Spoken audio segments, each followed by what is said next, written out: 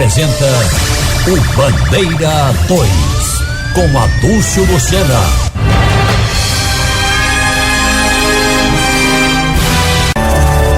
Homem assassinado a bala em Paulista. Jovem emboscado e morto a tiros em Jaboatão. Essas manchetes serão destaques do Bandeira 2 desta quarta-feira, 7 de maio de 2025, aqui na Rádio Jornal FM 90.3. Adúlcio Lucena, a liberdade com responsabilidade e credibilidade. De ontem para hoje foram registrados 5 homicídios em Pernambuco, sendo 3 na região metropolitana do Recife e 2 no interior do estado. Crimes de morte foram contabilizados na capital, no Grande Recife, no Agreste e na Zona da Mata. Anderson Ramos da Silva, 30 anos de idade. Ele foi assassinado com vários disparos de arma de fogo na rua Pedro Álvares Cabral, no bairro de Boa Viagem, zona sul do Recife.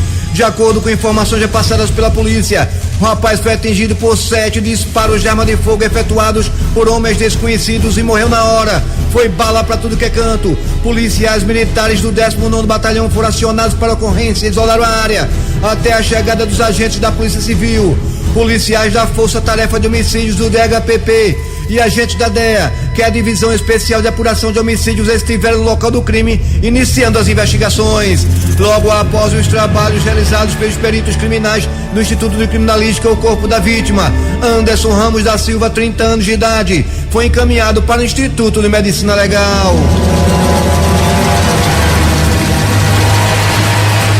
Agora preste atenção nesse caso, viu? Preste atenção nesse caso exclusivo, viu? Exclusivo. Padre, isso mesmo, um padre indiciado por estupro de vulnerável. Estupro de vulnerável, a vítima, um coroinha da igreja. Esse caso aconteceu aqui no Recife, viu? Estamos com o delegado Alalmo Lima, está comigo aqui na linha, na ponta da linha. Delegado, muito bom dia. Bom dia, nobre Adúlcio, polivalente comunicação. Bom dia, sociedade pernambucana, bom dia, Brasil, bom dia, mundo. Pois bem, meu amigo, no caso, adentra um compromisso de crime contra a liberdade sexual praticado contra uma criança e também adentra no rol dos crimes hediondos. Ô delegado, de um padre a gente nunca se espera um negócio desse, né? Como é que foi esse caso? Como é que chegou até o senhor? A igreja, nossa igreja católica, ela é de outra convenção, é a Convenção Apostólica do Brasil. Ela tem a sede geral em Brasília e tem a mesma liturgia que a Igreja Católica de Roma, do Vaticano, com todas as celebrações, todas as suas ritualísticas. E o episódio se deu no ano de 2015 e esse inquérito estava atrasado, parado na delegacia de Jordão, delegacia essa que seria à frente recentemente, e houve a requisição do juiz da vara da infância e da juventude da Costa do Recife para que esse procedimento tivesse evolução, para que houvesse a persecução penal diante de um caso tão horrível, tão triste, tão lamentável, isso dentro de uma entidade que é para salvar e curar vidas e mudar pessoas, que é a igreja, né? E esse episódio se deu em março de 2015, há 10 anos, e esse inquérito estava atrasado na delegacia. E passei diversos dias estudando e lendo esse inquérito, vendo e analisando os argumentos de testemunhas, de perícias, a manifestação de pessoas próximas ao padre, próximas à criança, e também a vida da criança, a entrevista especializada da criança. E em suma, como se deu o contexto? A criança passou a se atentar chacotear com a avó. A avó pediu ao padre que essa criança se tornasse coroinha. E ela se tornou aos 10 anos, auxiliando o padre nas liturgias, nos atos, nas quermesses, e em todos os atos celebrados na igreja católica local.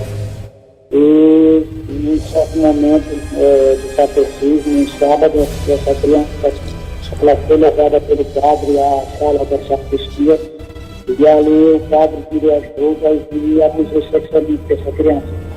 A criança informou que não havia reportado nada porque se tratava de um padre. E após esse primeiro abuso, o padre foi e concedeu um outro numerário a ela, 10 ou 20 reais. E a evolução é esse abuso, o padre percebendo que a criança ela morava distante de onde estudava, falou com a avó, falou com a mãe e com o pai da criança para que a criança fosse morar na casa paroquial, que é a mestra dessa igreja no bairro de Santana. Foi que a criança, quando aqui, o padre ia ter com ela e praticava atos libidinosos, sexuais, diante de uma pessoa que, perante o Código Penal, e que o artigo 207 é considerado vulnerável na forma da lei. Depois disso, os autos foram maculando os colégios dessa criança e essa criança pediu para sair da igreja, da morada da igreja, e começou a publicar em grupos de muitos fotos sensuais, fotos que já teve que para a atenção de pessoas próximas a ela. E houve uma interferência de líderes da Igreja Católica que questionaram o padre sobre essa publicação desse jovem que era coroinha. E a criança, já com 12 anos, né, ele foi e disse a pessoas próximas que estava praticando aquilo, manifestação de identidade sexual, resolveu isso de identidade sexual e disse que se dissesse que havia padecido por tudo. Ô delegado, e o que acontece com ele agora, com o padre? Diante dessa situação toda que foi ser apurado, com a cognição de todo estudo, de toda análise do inquérito policial, foi iniciar a pessoa do padre pelo crime de estupro de vulnerável, crime esse inserido no Código dos Crimes Hediondos. Delegado Alalmo Lima, agradeço muito sua participação, querido. Então, infelizmente, aí um padre indiciado por estupro de vulnerável contra um coroinha aqui no Recife. Delegado, parabéns pelo trabalho. Os microfones da Jornal estão sempre à disposição, viu? Muito obrigado. Obrigado e agradeço a oportunidade e só queria registrar que esse padre já foi condenado de estado de serviço por crimes sexuais e pedofilia em anos pretéritos. É isso, o delegado Alalmo Lima aqui com a gente, dá um caso exclusivo, infelizmente acontecendo na Igreja Católica, um padre indiciado por estupro de vulnerável contra um coroinha, uma criança, na época era criança, 10 anos de idade, e esses estupros, né, esses abusos sexuais continuaram durante algum tempo. A polícia agiu rápido, aí deu procedimento a esse inquérito, e aí agora o padre está à disposição da justiça. Você está ouvindo Adúlcio Lucena no Bandeira 2. Eita, Vanildo, chegou a hora boa, a hora do nosso bom dia de hoje. Bom dia. Bom dia. Bom dia. Bom dia, meu bom dia para comissário Dodó e Dona Preta, a esposa dele lá de Maranguape, um abraço para vocês.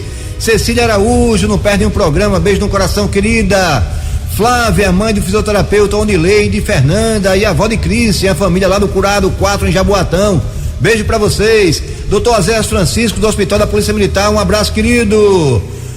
Marcos, motorista da linha Ouro Preto Jatobá, um abraço, querido, que Deus abençoe, obrigado pelo carinho, viu? Doutor Nildes Bonafina da clínica Climed lá no Pina e a mãe dele, Dona Lourdes Bonafina, um abraço pra vocês, que Deus abençoe. O garçom Nelson de Paulista, um abraço, querido. Meu bom dia para Zé do Peixe e a esposa Cristina, o casal lá do Beco do S, do Pina, um abraço pra vocês. Heraldo Louro Bike, que mora na Vila Encanta Moça, no Pina, um abraço. Dona Rosângela de Almeida Freitas, que trabalha no Hospital da Mulher no Curado, sempre ligada aqui com a gente. Bibia de Santo Amaro, um beijo no coração, querida. Paulinho do Esporte, lá do bairro da Ilha do Retiro, um abraço. Meu bom dia para Natanael Soares de Guadalajara, em Paudalho, um abraço, querido, obrigado pelo carinho, viu? Felipe Santana e a família lá de Surubim, um abraço. Rafael da Fiat Italiana, também não perde o programa, beijo no coração, querido. Ninho da Bodega, um abraço, querido. O Tenente Rivelino, Cobrão, Nonô, Militão, Manuel Agente, todo mundo lá de Camaragibe ligado com a gente, beijo no coração. parabenizando os aniversariantes do dia. Eita, rapaz, aniversário do nosso querido Emílio Bezerra, nosso Guga Laruso, operador de áudio aqui da Jornal. Um abraço, meu irmãozinho, que Deus abençoe. Glícia Paixão, grande atriz, um abraço, querida. Flaviana Silva, beijo no coração, parabéns. Professor Wilson Garcias, um abraço, querido. Etel Franco, um abraço, querida, que Deus abençoe. Nosso operador de áudio também, nosso querido Elivelto Henrique, um abraço, querido, que Deus abençoe hoje e sempre, viu? Parabenizando agora os associados da MERP, PMBM, cujo presidente é o Tenente William Vieira. Parabéns para os sargentos Antônio Vinícius Saldanha de Aquino, um abraço, querido. Luiz Barbosa de Farias, também de idade nova. Severino José Bandeira, um abraço. E a pensionista Iraci Bezerra dos Santos, também ligada com a gente. Beijo no coração de todos vocês. Que Papai do Céu abençoe sempre.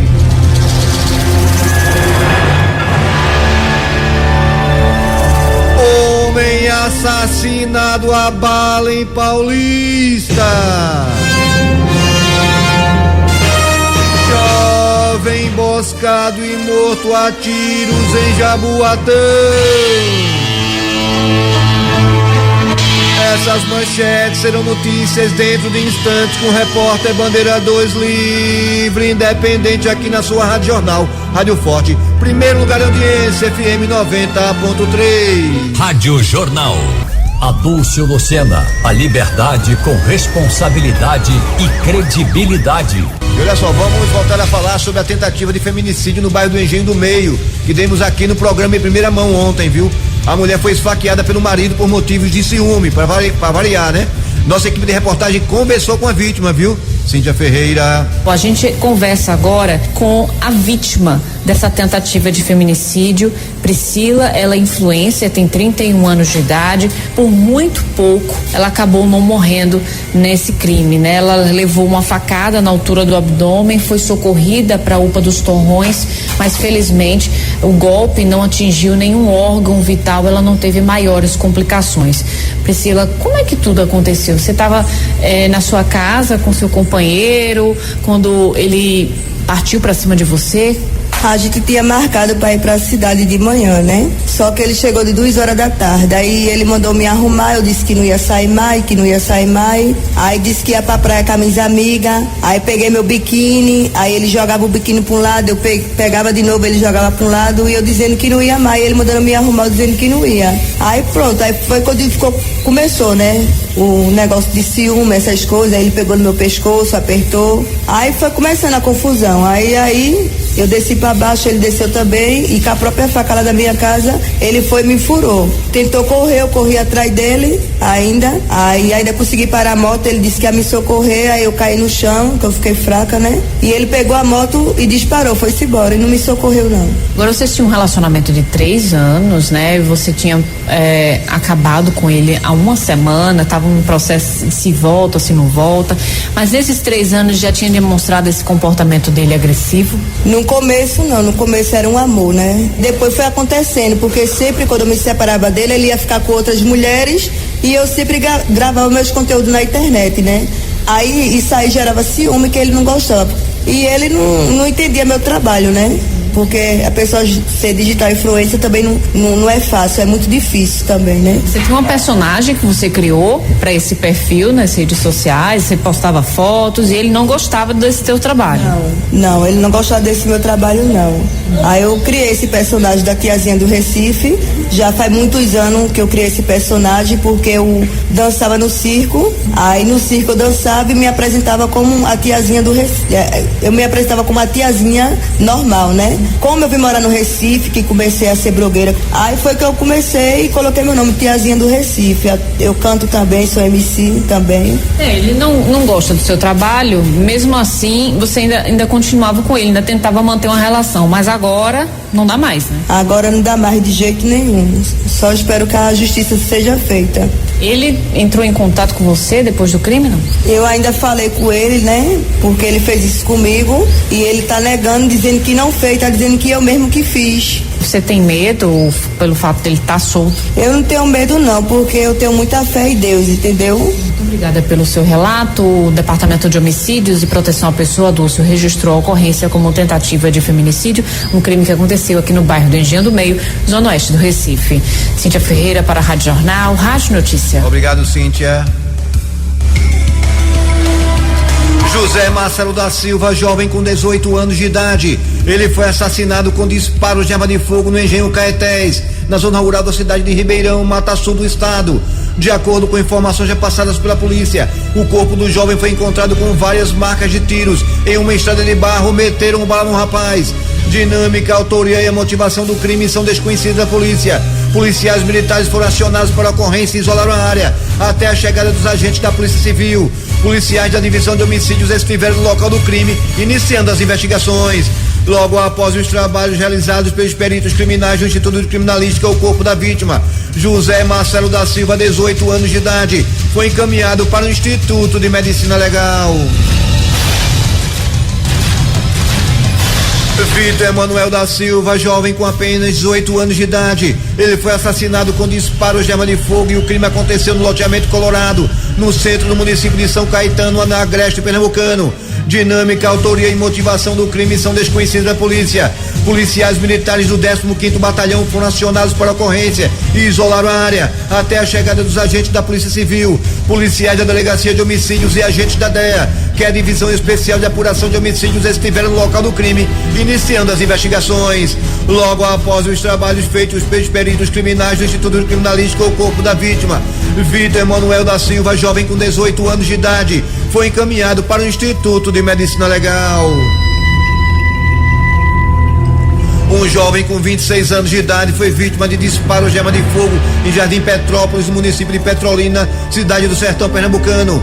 De acordo com informações já passadas pela polícia, homens desconhecidos atiraram contra um desafeto e um dos disparos atingiu a nádega do jovem, que foi levado ao hospital de traumas. Motivação e autoria do crime são desconhecidas da polícia. Policiais da Divisão de Homicídios estiveram no local do crime, iniciando as investigações. O estado de saúde da vítima não foi divulgado pela polícia. Adilson Eric da Silva, 39 anos de idade, morreu em um grave acidente de trânsito no centro da cidade de Lajedo, no Agreste Pernambucano. A vítima ainda foi socorrida ao hospital local, mas não resistiu aos ferimentos. A Polícia Civil deu entrada no inquérito para apurar as causas desse acidente. Logo após os trabalhos dos policiais, o corpo da vítima, Adilson Eric da Silva, 39 anos de idade, foi encaminhado para o Instituto de Medicina Legal.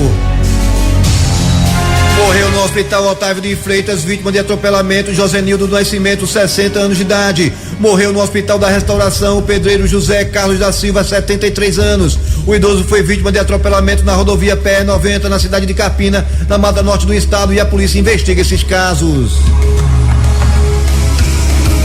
Agora preste atenção, já passou por cirurgia na perna o jovem Manuel Pedro Gonçalves, de 25 anos de idade, que foi baleado pelo delegado Luiz Alberto Braga de Fernando, em Noronha, viu? Isso foi em Fernando de Noronha. O delegado disse que agiu em legítima defesa e que foi falar com o Emanuel porque ele estaria perseguindo e importunando a companheira dele. Hoje, a mãe e o advogado Emanuel, no caso ontem, foram até o hospital e contaram a versão da vítima, viu?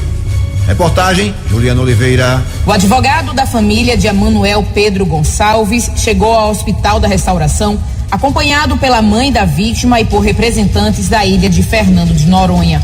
Maria do Carmo visitou o filho, que passou por cirurgia e continua internado. Segundo ela, Emanuel conheceu a mulher que estava com o delegado no pagode durante um treino em uma academia em Noronha. Maria também explicou que o filho não tem nenhum tipo de amizade com a mulher e que ela, por ser nutricionista, teria conversado com ele sobre o trabalho que exerce. Ele apenas conhece ela como uma pessoa que estava treinando e pediu ajuda, e ele, como um rapaz educado que é, foi lá e ajudou ela. Na academia? Na academia. Ela se apresentou como nutricionista, falou do trabalho dela. Pelo que eu sei da parte dele, que nem ela assediou ele e muito menos ele a ela. Ele ajudou e depois cada um foi fazer o seu treino. Ainda de acordo com a mãe, no pagode, Emanuel não trocou nenhuma palavra com a mulher e percebeu que ela estava acompanhada. Quando meu filho chegou, ele disse que viu que ela estava acompanhada. Então, quando ele olhou, ele disse, eu pensei assim, não vou cumprimentar para não acontecer ciúmes, porque ela está acompanhada. Entrou e ficou com os amigos. O tempo todo estava com os amigos, ele não ia pro pagode, mas os meninos ficou chamando. Ele eu vou. Tanto é que na hora que ele sai, ele vai no banheiro. Ele falou para mim que o delegado estava escondido atrás de uma árvore. Então ele disse que quando sai do banheiro, ele já vem dar um tapa nas costas dele, que no vídeo dá para ver isso, né? E já fala e mostra a arma, mas em nenhum momento se identificou nem como policial, nem a autoridade militar. E na imagem a gente percebe que o seu filho ele é agredido primeiro, né? Sim, e tanto é que meu filho disse que ele já veio ameaçando. Ele mostra a arma e ameaça. Aí meu filho faz assim, diz, mas o que foi que eu fiz? O advogado Anderson Flecha conversou com Emanuel. Para ele, a situação foi premeditada desde o momento que o delegado esperou a vítima passar para ir ao banheiro e deu início à discussão. O advogado também comentou sobre o inquérito que foi instaurado por portaria e sobre a nota da ADEP que alega que o delegado agiu em legítima defesa. O inquérito por portaria ele tem uma intensidade menor, né? Eu não vou entrar aqui nesse mérito porque a nossa função é transformar isso, né, em algo que seja. A gente vai tentar demonstrar que de fato essa portaria ela foi instaurada de forma errônea. Entendemos que era causa para prisão em flagrante, audiência de custódia, e isso não foi feito. Por que não foi feito? É o momento de buscar essas explicações e trazer de forma técnica para vocês. Juliana Oliveira para a Rádio Jornal, Rádio Notícia. Adúlcio Lucena, a liberdade com responsabilidade e credibilidade. Homem assassinado a bala em Paulista.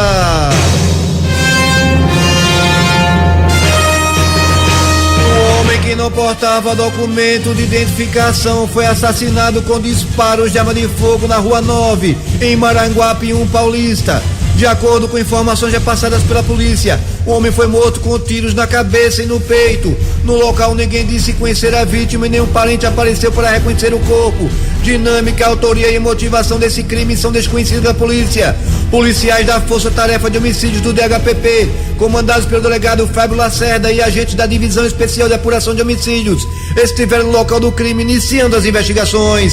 Logo após os trabalhos realizados pelos peritos criminais do Instituto de Criminalística, o corpo da vítima foi encaminhado para o Instituto de Medicina Legal e atenção.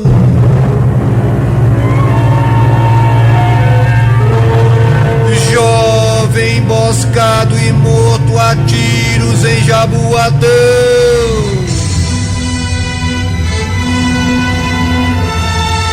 Gabriel Anderson dos Santos, jovem com 24 anos de idade. Ele foi assassinado com disparos de arma de fogo na Rua do Canal, no bairro de Cajueiro Seco, em Jaboatão dos Guararapes. De acordo com informações repassadas pela polícia, o jovem foi atraído para o local onde foi morto a bala. Motivação e autoria do crime são desconhecidos da polícia. Policiais da Força Tarefa de Homicídios do DHPP, comandados pelo delegado Gilderley Gondim, estiveram no local do crime, iniciando as investigações. Logo após os trabalhos realizados pelos peritos criminais do Instituto de Criminalística, o corpo da vítima, Gabriel Anderson dos Santos, 24 anos de idade, foi encaminhado para o Instituto de Medicina Legal. O repórter Bandeira 2, o fato policial verdade, estará de volta a qualquer momento aqui na sua Rádio Jornal, Rádio Forte, FM 90.3.